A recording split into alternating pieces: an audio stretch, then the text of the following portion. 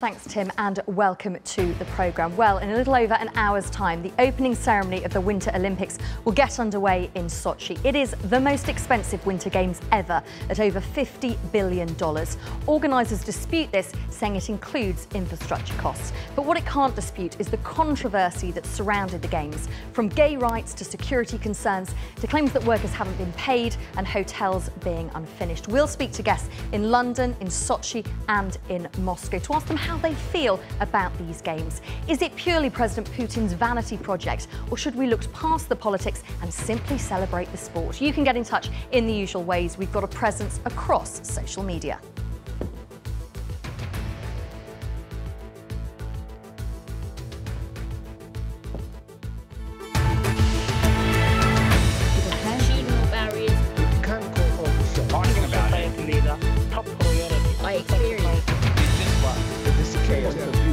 People are going to want to know. Let's just say something.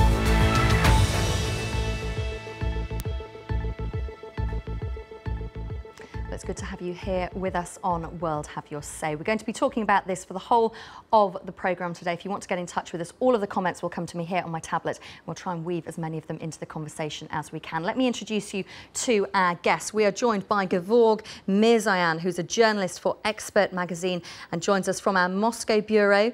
Mahreks Mattisons is a Latvian Olympics volunteer and is in Sochi. And we're also joined by Natalia Pelavina, who is in Moscow. She is the co-founder of the 5th of December opposition political party. But before we speak to you, I want to pull up this video, which was sent in from one of the Olympic volunteers.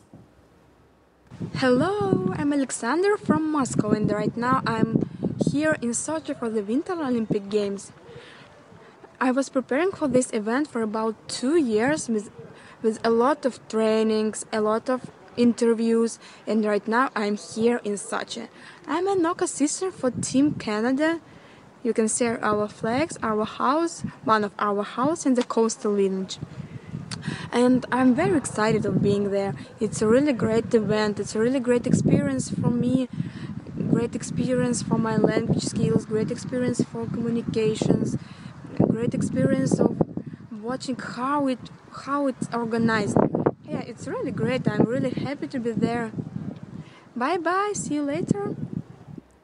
Well, we thank Alexandra for sending that video in to us. If you want to do the same, you can send it via WhatsApp. If you go to our Facebook page, all of the details there, or you can upload your video at worldhaveyoursay.com. I think it makes sense to ask Mahreks, first of all, do you agree with that excitement that you heard there about these Olympic Games?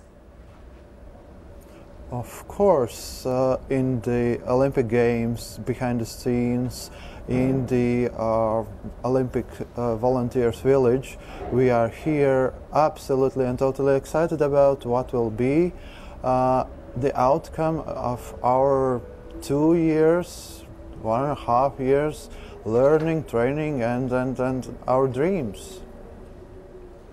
Natalia, can you share in that excitement from Moscow? Unfortunately not, even though I appreciate that athletes have trained for a long time and they put a lot of effort into these games. From our perspective, Russia was always a bad choice for hosting the Olympics for a number of reasons. One being the fact that one thing that Russia is known for in the world these days is corruption. This was always going to be the biggest corruption scheme in the recent history, and that's exactly what happened. It cost, as we know, it cost a lot more than the officials are saying. It cost approximately $50 billion, which is more than all the Olympic Games previously combined. This is insane. A second reason is safety reasons. And I still don't believe that everybody who's there right now is safe, unfortunately, because of the very troubled, still to this day, region of Chechnya. The separatists in that region are still very active. They were behind the recent bombings in Russia just before the New Year.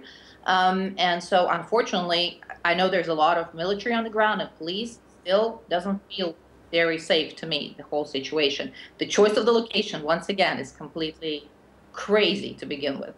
And the third reason is the fact that Putin, who is well on his way to becoming a full-blown dictator, should not be hosting the biggest party of the year. And believe me, he does see this as his own personal party. Luckily, most of the leaders of the free world didn't show up for this event. And as we just now saw that he hosted this dinner just a few hours ago. And he's in the company of Lukashenko, Yanukovych, Nazarbayev, people of that level of political sort of views. So yeah, unfortunately, I do not share an excitement to the same degree. Once again, I feel very much for the athletes. And well, Natalia, you've outlined so many points there that could take us throughout the whole hour of the programme. But let's pick them apart one by one. And I have to say, it was quite funny when you were talking there and saying it's a crazy location for the Winter Games. Both Gevorg and Mahreks both smiled as you said that.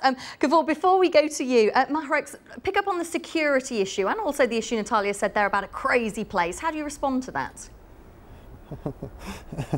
I would say that it is easier to get beaten in London on Friday evening when you are looking at a beautiful girl who is probably not your girl. Instead of being here, I feel safe and I'm meaning it. I think that all the security measures are probably strong for that reason, because the organizers probably they want us also feel that we are safe, we can be here comfortable. And yeah, about that crazy stuff, I think it's my personal view is it's enough for this country and for this situation all around here. Gevorg, I want to welcome you into the conversation because you've been nodding and pulling various faces. What would you like to say? Well, first of all, of course, I'm excited about the Olympic Games, and I'm laughing on some people here in studio because it's so funny to hear about threats of Olympic, about great corruption of Olympic, from a person who doesn't want even to look in history or look in geography. If you look in history, you'll see that Russian Olympics is not the only Olympics which Olympic budget has exceeded. For example, in China, it exceeded more than 25 times. In Montreal, in London, 5 times, etc., etc., etc. And of course, this is the most expensive Winter Olympics, I agree with this, but I can't remember any other Winter Olympics during which the government has to build completely a new city. Most of this $15 billion which was spent for the Winter Olympics was spent for the building of Sochi and for Sochi resorts. So, and if we look at geography, we'll see that Chechnya is far, far away from the Sochi. The land between Chechnya and Sochi is more than, for example, from Edinburgh to London. Well, Gevorg, you raise an interesting point there. As we said, it's $50 billion, which is quoted as the cost of these Winter Games. But the Russian organisers dispute that, saying actually it's closer to $7 billion. When you look at all of the infrastructure costs, it's actually only $7 billion, which they say are actually needed to set up everything that's required for these Winter Games. Natalia, do you want to respond to what we heard there? Yeah, well, first of all, it's not true, and Chechnya is only a few hours away from Sochi. That's number one. Number two, none of the Olympics cost this much money. And yes, the whole thing had to be built from anew, which was once again the choice of the Russian government, which was a very stupid choice. Russia just simply doesn't have that kind of money. And this money comes out of the pocket of the Russian taxpayers. So this is completely unforgivable. This is a completely insane project from the get-go. This was a vanity project for Mr. Putin. He was hoping, to throw this amazing party to kind of feel like the king of the world. I hope that he doesn't. I hope Russian people still have fun. Once again, believe me, I am a patriot. I feel for my country and I feel for my people. I just don't feel very much for Putin, except disgust. So this was once again a completely wrong choice on behalf of the leader of this country, which cost Russians a lot of money that Russian budget does not have. And guess who profited from this whole scheme? His best friends did, because all the lucrative deals on building the site were granted to his friends. So this is not just insane, this is outrageous, to be honest with you. And I feel sad that I have to say this on an opening night when some people, especially people in Sochi right now, should be having fun, and I hope they are. But we're on a program on BBC, so we were allowed to be critical, I think. Again, fairy tales. Nothing to do with the math, nothing to do with the real expenses, and nothing to do with reality. Again, $50 billion was spent for Sochi, yes, for building a new Sochi, a new city, yes. And this, I don't see this as a simple spending of money. We had a large surplus from our export of oil, gas, etc. We need to spend it, so the government, even before the Sochi Olympics, the government accepted the program of developing the south regions of Russia, especially Sochi, to make Russian government decided to make there some kind of mountains resorts, etc. It was 2006, if not mistaken. And on this program already was its budget was about $10 billion, if I'm not mistaken. We are not talking about the Olympics now. So all this money, you said $7 or $6 billion. Yes, they were spent on building some sport palaces, stadiums, etc., etc., etc. But everything, all other money was spent for railroads, hotels, buildings, roads, simply roads, because in Sochi there were no normal roads. And that's the infrastructure that the Russian organisers are describing, isn't it? All of that infrastructure. Now, online over the past few weeks, there have been lots of people sharing photographs that they say are from facilities, hotel accommodation in Sochi. Gizmodo.com has put together a series of photographs and they've put it online, but they're saying they are fakes. If we pull them up right now, they're saying this picture of half a toilet, effectively with a wall through the middle of it. They say this is at least 6 months old. It is simply a fake. They don't know where it's from. If we look to the next one now, that is a picture of brown tap water seemingly coming out. It's being linked there, saying that this is what is coming out of hotel rooms in Sochi. They're saying these pictures are simply more than a year old. And this sudden gunfire picture, they say this is just not in Sochi, although it isn't that unusual to see these kind of photos all around the world. If you go past military facilities or what have you, often it can say there are dangers of sudden gunfire. Don't be alarmed if you hear that. Let's get the view of Mahreks. You're there in Sochi. Have you had any experiences of crazy toilets or brown water? Luckily not. No, you see, being here and hearing questions from my friends back from Latvia, it's like I'm a part of some riddle game. I haven't seen those venues unfinished. We live in a volunteers village called Omega. It's perfectly okay. It's not a 5-star hotel, but that would be something like 3 stars in every European country. It's absolutely okay, and it is very funny when the volunteers are the ones who somehow try to defend the things here, because our friends, our relatives, they are worried a little bit about that crazy stuff being published in social media and everywhere else. But let me talk about one other thing, about the Sochi Games, which are the reason why this country has huge, and I mean huge, number of young persons willing to be volunteers. Before the Sochi was nominated as a host city for Olympic Games, I don't think, or I cannot recognize the fact that there would be such a huge movement. But last 2 years before the games, it was huge. There are lots and lots of volunteering centers.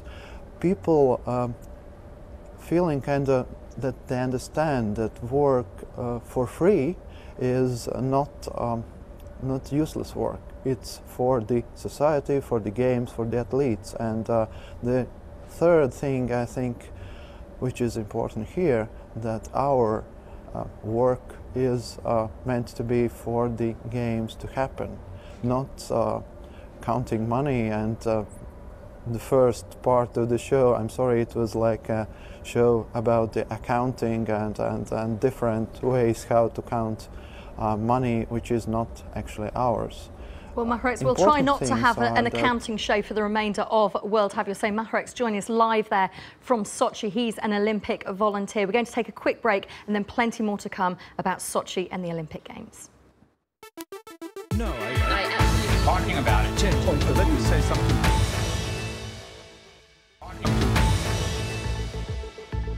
Welcome back to World Have Your Say. We're discussing how you feel about the Sochi Winter Olympics. The opening ceremony is kicking off in just under an hour's time. If you want to add your thoughts, we're on Twitter. Use the hashtag WHYS. We're still joined by Gevorg Mirzayan, who's a journalist for Expert magazine, on the line from our Moscow bureau. We've also now been joined by Andrei Soldatov, who is an investigative journalist in Moscow for an online Russian news site, agentura.ru. And Adrian Tret joins us in London. He is a gay rights activist. Andrei, first of all, what have you made? What's your personal view of the Sochi Games, and what do you find people are telling you when you talk to them about it? Well, I think that's quite a sad thing that this game seems to me less about a festival of sports than about security issues, surveillance issues, and political ambitions. And it seems that because of these games, people in Moscow are completely divided. We have people who believe that there is some sort of Western... Can you hear me? We can hear you, loud and clear. Yeah. Excuse me. So it seems that there are some people in Moscow which really think that there is some sort of Western conspiracy against the games in Sochi. On the other hand, there are people who believe that everything would be absolutely awful during the games, and I think it's very unhelpful. Everybody just forgot about the sport. Do you believe there's a Western conspiracy? Of course not. Well, I'm an investigative journalist, and I broke the story about surveillance in Sochi, and I was forced to publish this story in The Guardian, not in the Russian media. So I don't believe in Western conspiracy. Gevorg, do you sign up to this idea of there being a Western conspiracy? There's no denying there has been a lot of negative press in the Western media about these games. Well, of course not. There's no conspiracy. No one, I think, doesn't want to ruin Sochi. But this is the sign of common position to Russia from the Western media and from the Western population that Russia is a country where human rights are abused, where everything is wrong, where Putin is dictator. So journalists are just doing their work. They show and they tell everything that people want to hear and people want to see. Well, let's pull up this comment. Lubo Luko writes in Pravda under the headline, "Olympic hypocrisy of the West has no limits, even when it comes to light bulbs." Says the majority of Western journalists accredited for the Olympic Games in 2014 are preoccupied with nothing but economic issues. They count stray dogs, inspect lawns, hotels and other facilities. Are there Olympic or economic games going on in Sochi? Do you think that's a fair point, Andrei? I don't think so. I think that people are focused on these issues because these issues are quite important in Russia, and Sochi is just a focusing point for many problems. We have problems of corruption in Russia, and Sochi, because it's so big project and with so great budget, well, it should be the point to discuss the problems of corruption. We also have the problems in the North Caucasus, and I don't think it's quite surprising that because Sochi is just in the very close to the North Caucasus, and Abkhazia is just a few kilometers from Sochi. We should think about tourism and the North Caucasus now because of Sochi. And well, Russia is a very surveillance state, and I don't think it's a big surprise that Russian authorities and Russian security services put so much effort into deploying in Sochi most advanced surveillance technologies. I think it's all understandable. Well, Adrian, I want to pull up this comment and get your response to it. Anybody who's used Google today will notice that the Google Doodle is a rainbow flag, and there's a quote from the Olympic Charter underneath it. It says, "The practice of sport is a human right. Every individual must have the possibility of practicing sport without discrimination of any kind and in the Olympic spirit, which requires mutual understanding with a spirit of friendship, solidarity and fair play. Adrian, presumably you would sign up to that, but were you surprised that Google did that today? No, absolutely, I would sign up to that completely. But I'm delighted Google have done that today. It's a way of supporting our LGBT friends in Russia, knowing that we have those views and those understandings, and that the Olympics is supposed to be inclusive for everybody. I know you were out protesting on the streets of London earlier this week. My colleague Ben James spoke to you on our radio edition on Wednesday. I wonder, Gevorg, how you feel about people like Adrian who are so critical of these games and are protesting against them. Speak directly to him. You see, I think that there's a huge misunderstanding about the situation with gay rights in Russia. No one crucifies members of LGBT communities in Russia. No one puts them in concentration camp. They are free people. They can live as citizens of Russia. They are equal, and they have their communities. They have their clubs. They have their personal life. Among my students, there are a few openly gay. I was on birthday celebration of my girlfriend, and among 11 guests, there were 3 open gays. So it's okay. But this law, about which Western media and Western society speaks too much, it's just a law of banning the propaganda of gays and gay information among the youth. And again, it's banning LGBT pride parade. And this is democracy. You may not like it, but this is democracy. For example, if in France 80% of population want to see LGBT pride parade, then President François Hollande allows them allows the LGBT couples to adopt children, etc., etc. In Russia, 80% of our population doesn't want to see LGBT pride parade on the streets. So they are not allowed. This is democracy. Your rights, your personal right. You have your rights. You have a personal rights, etc. But your rights stop on the brink where my rights starts. This is okay. This is again the democracy. Well, I have to say, listening to that, I think the difficulty is that LGBT rights are human rights, and they apply all over the world. And even though, yes, there are different cultures and different lifestyles, if Sochi is going to be holding a World Winter Olympic tournament, then they have to understand that those human rights come across as in the IOC's Article 6, which explicitly explains those rights. And again, no one is banning LGBT athletes and sportsmen to take part in Olympic Games. They are allowed. Nothing will happen to them. No one will send them away. No one will jail them or fine them. Gevorg, I'm going to have to jump in at this point because we have got to go to a quick break. I'm pleased to say we've got another guest ready to speak to us live from Sochi. So do stay with us here on World Have Your Say. Plenty more to talk about.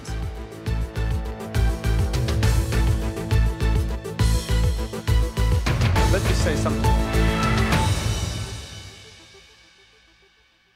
We're discussing how you feel about the Sochi Games. We've heard about the cost of the Olympics, accusations of it being President Putin's vanity project, concerns over gay rights and security. But should the politics now be set aside and the focus be on the sport? We brought together a group of Russians to discuss their games. Welcome back to World Have Your Say.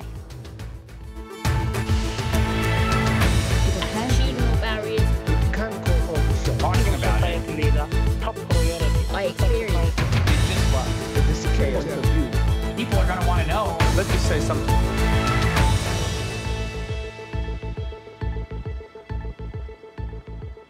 Welcome back to World Have Your Say. Good to have your company. Well, we've got pictures coming in of, in the last hour, President Putin. I can't see those pictures right now. There they are. President Putin meeting world leaders. Amongst others, we understand that Ban Ki-moon has arrived, the UN Secretary General. But let's go back to our discussion. Waiting very patiently for us in Sochi is Kirill Kiknadze, who is a Russian sports journalist. Welcome to World Have Your Say. Beautiful pictures behind you, all lit up. Give us an idea of what it's like to be in Sochi. What are the facilities like? How are people feeling? Hi, Chloe. I can say that this is my 8th Olympic Games here, and I can compare it with the previous one. And today I have visited different venues. I can say that all what I have seen today has no comparison with the fact with the previous Olympic Games. To my mind, it's a very interesting fact because I have been here for the previous time 1 year ago, and I think it was really awful here. I couldn't imagine that 1 year will pass and I shall see these venues, these roads, these bridges. To my mind, it's extraordinary fact that we can do this. It's interesting, though. There have, of course, been criticisms of Sochi, but as you say, we heard earlier from George, most other Olympic cities do struggle in the run-up. Many people would say it was no different for Sochi. Maybe yes, but there is a fact that if you want to find the mud here, you will find. But if you want to have fun here, you will get fun here. So it's up to you. I think that it's the great Olympic Games, and I see these venues, I see these roads, I can repeat it once again. To my mind, it's extraordinary. We can talk about the double toilets, this photo, for many times. For 2 weeks we can discuss these toilets. We can discuss not very good water in some 2-star hotels, but to my mind we can find the same water in any bath all over the world. If you want to live in the 5-star hotel with a good water, you can just do your best to book the places in this hotel for maybe 1 year before the Olympic Games or 2 years before Olympic Games, and you will get all you want. But if you decide to come to Sochi for 1 or 2 weeks beforehand, and you will live in a not very good hotel, you will get what you want. Well, Adrian Trett is a gay rights activist in London. We heard there from Sochi, if you want to look for the mud, you can find the mud, but otherwise embrace the Games and have a fantastic time. Can you understand that sentiment? Yes, absolutely. I mean, when we had the 2012 Olympic Games here 2 years ago, there were sort of issues that arose before the Olympics, and obviously people want to have the best games possible. That doesn't hide the fact though that there are more serious issues with the venue being in Sochi than there would have been if it had been in London. I want to pull up this video. Sergei, who's Ukrainian and in the UK, sent us this video.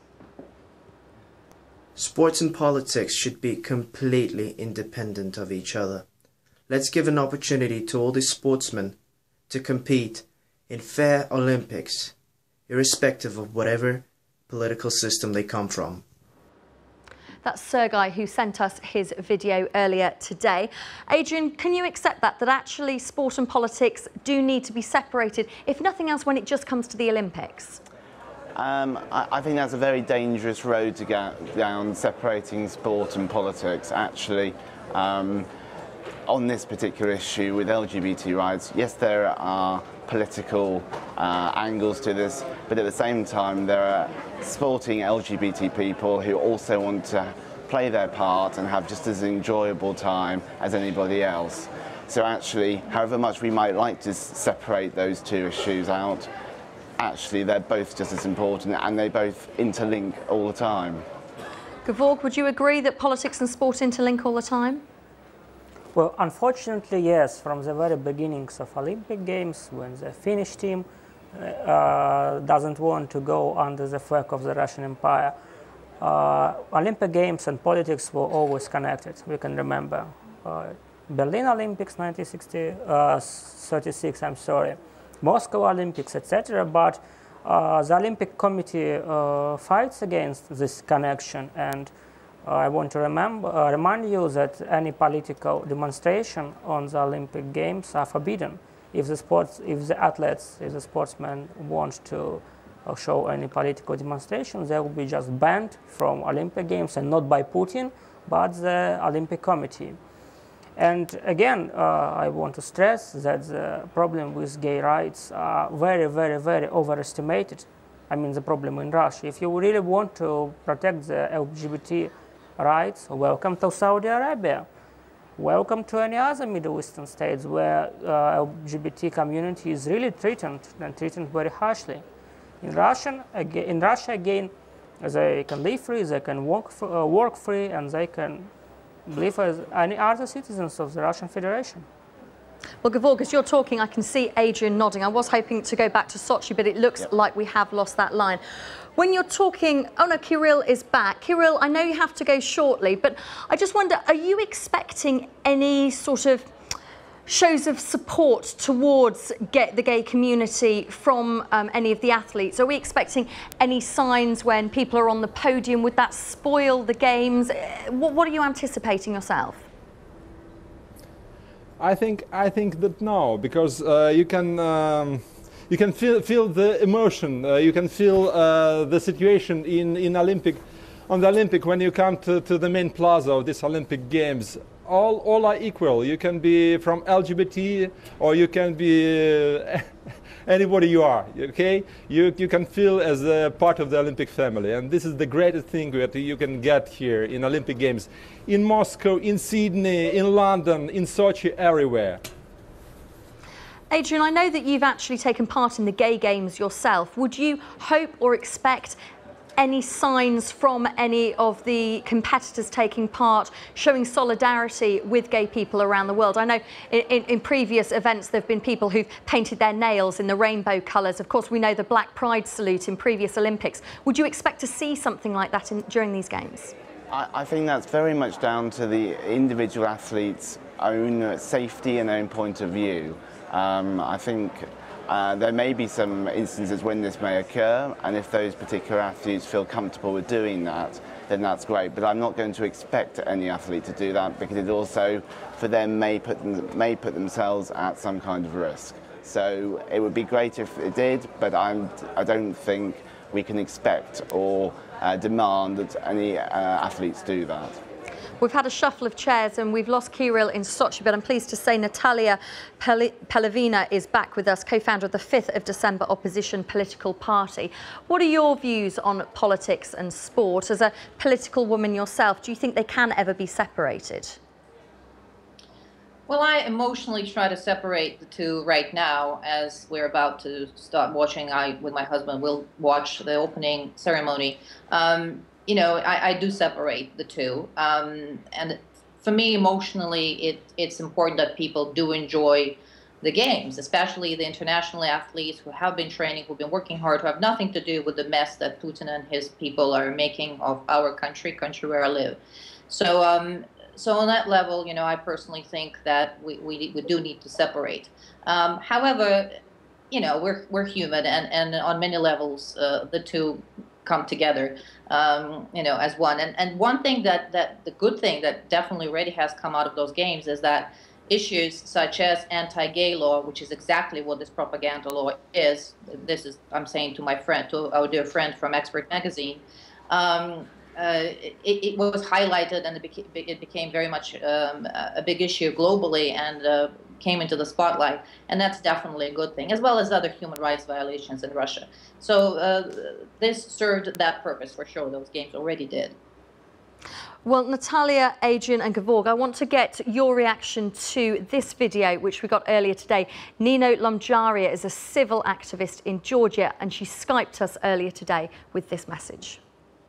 I would like to remind you that at this moment, Russia occupies 20% of the Georgian territories.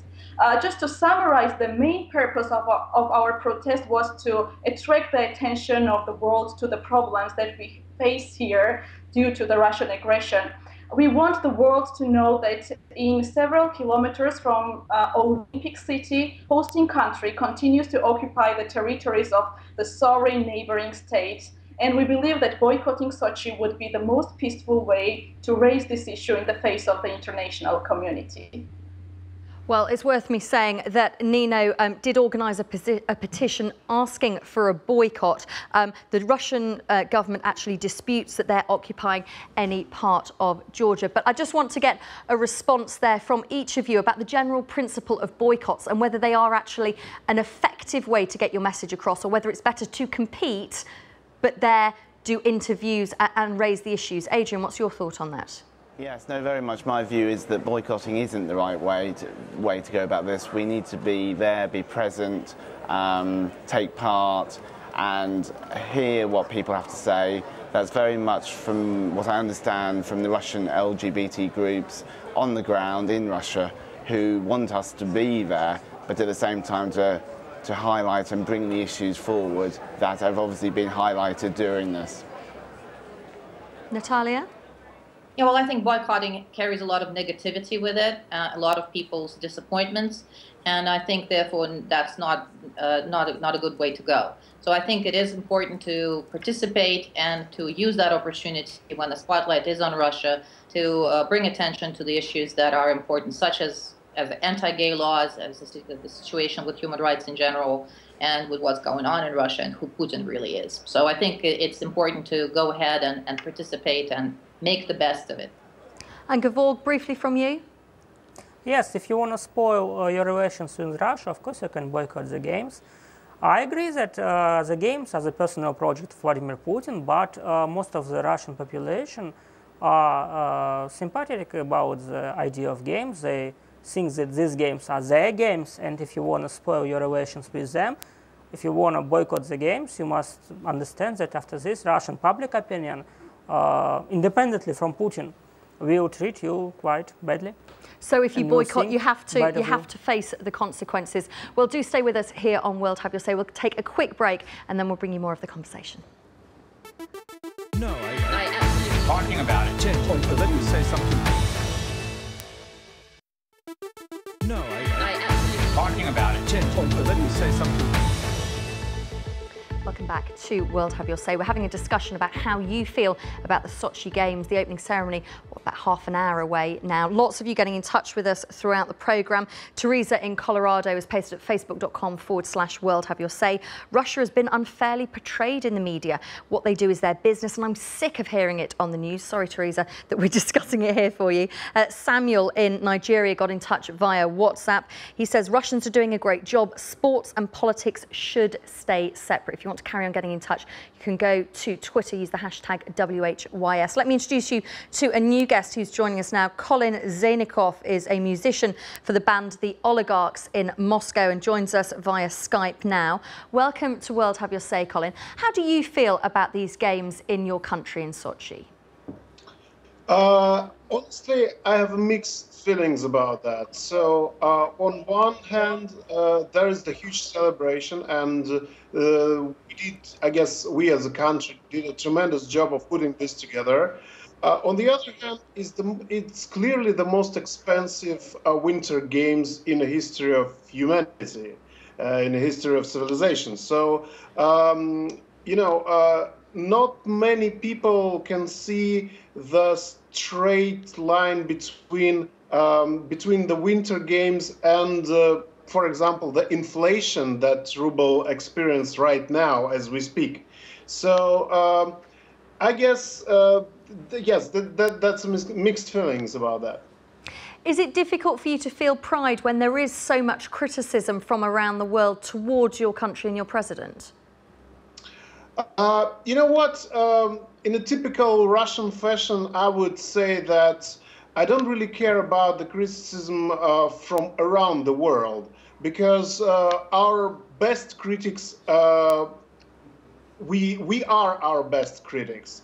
And there's a lot of criticism inside of Russia. And this is the worst one, because from the long distance, it can go away. And here in Russia, we can see it precisely, as you look in a microscope, for example, and you can see all the beauty and all the ugly side of it at the same time. So that's why I'm saying that the feelings are really mixed. Gevorg, you're nodding ferociously there, I can see. Yes, I completely agree with my colleague, with Colin, that we can see the reality, and we can, unfortunately, we can see that some points that are mentioned by foreign media are myths and tales about Sochi and Russia. And unfortunately, of course, there are some people in Russia who who is showing to the Western media, the things the Western media and some parts of Western publics want to see, like Natalia, who previously spoken. But what about the point? What about the point that Colin raised? That actually this money could have been better spent. $50 billion is such a huge amount of money.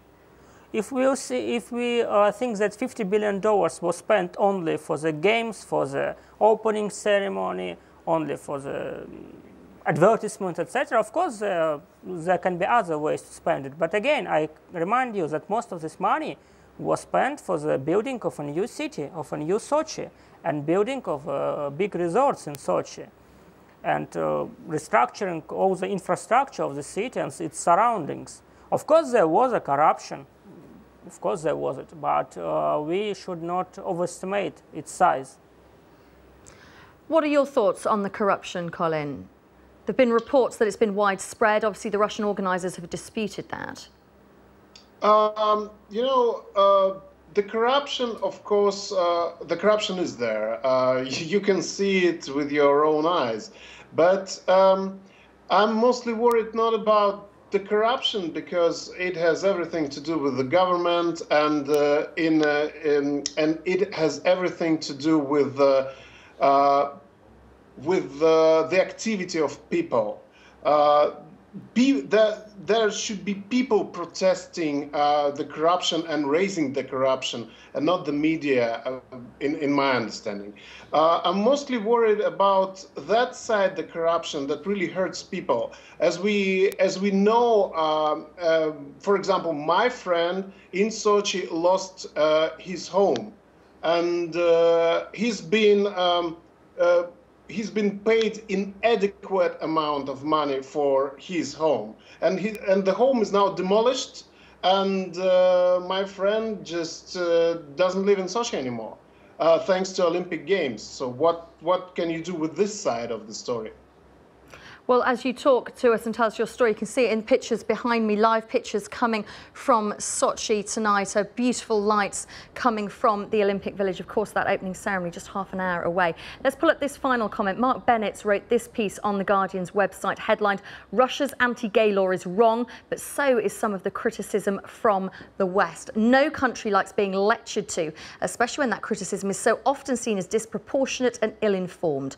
Russians are no exceptions, and the all-too common anti-Russia rhetoric coming from the West over issues from gay rights to Syria and Pussy Riot has fostered a sense of national persecution. Colin, we don't have much time left, but can you identify with that comment?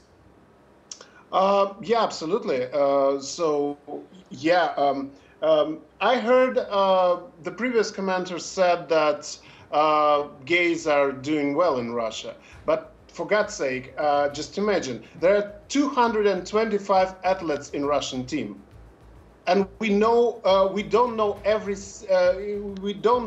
if there is one single gay among them. So, Colin, that's an interesting point. You're saying that although we hear that in some ways gay rights are free in Russia, that's not always the case. Well, thank you for joining us here for this edition of World Have Your Say. I'll speak to you next week.